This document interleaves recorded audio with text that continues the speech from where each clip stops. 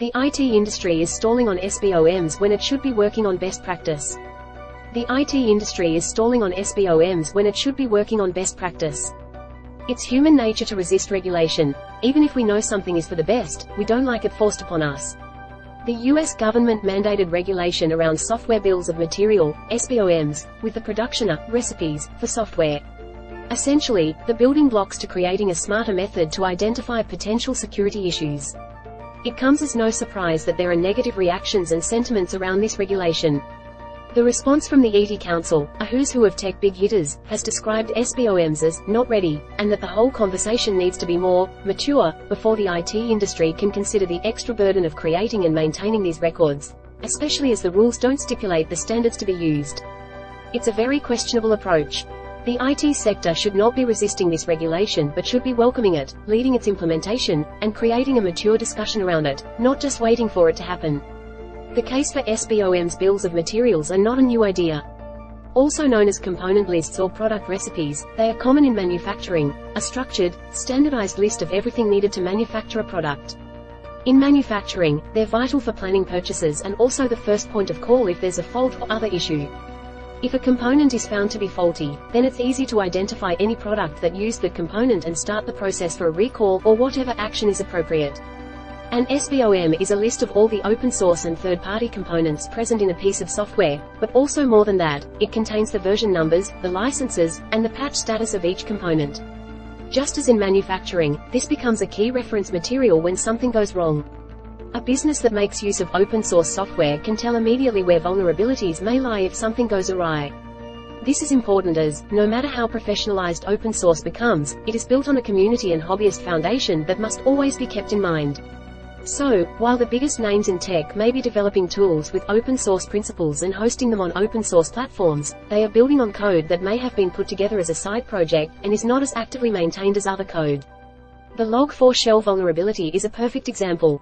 Log4j was used, as the name suggests, to log errors and events and communicate them to admins. If someone visits a website and receives a 404 error, that would likely be logged by Log4j. If many of these are happening, it points to a problem. Its usefulness made it ubiquitous, and this made it, perversely, rather obscure, a default piece of software used everywhere that no one really thought about. When it was revealed that Log4j could be used to inject code, it meant that millions of servers could be attacked and taken over. The NIST vulnerability database gives Log4 shell a CVSS, Common Vulnerability Scoring System, rating of 10, the highest possible. The ubiquity of Log4j meant that, perversely, it was easy to know if a patch was needed. Almost every server needed an upgrade.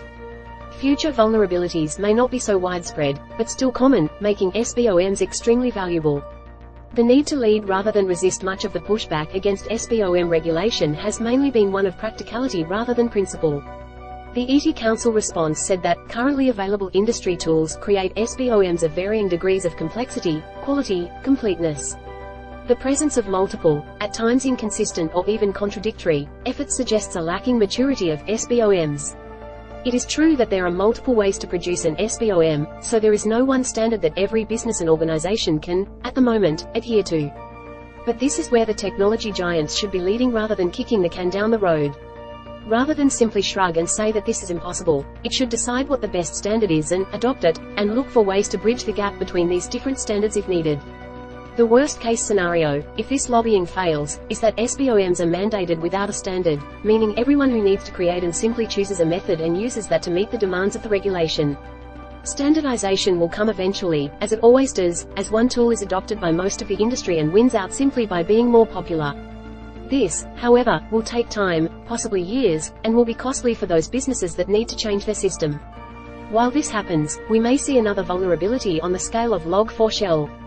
If that happens, the US government will be able to point at its regulation and say that it has mandated this change for the industry.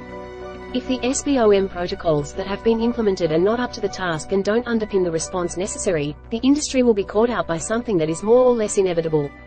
SBOMs will be key to dealing with the next big vulnerability and incredibly useful in the fight to minimize the effects of smaller weaknesses.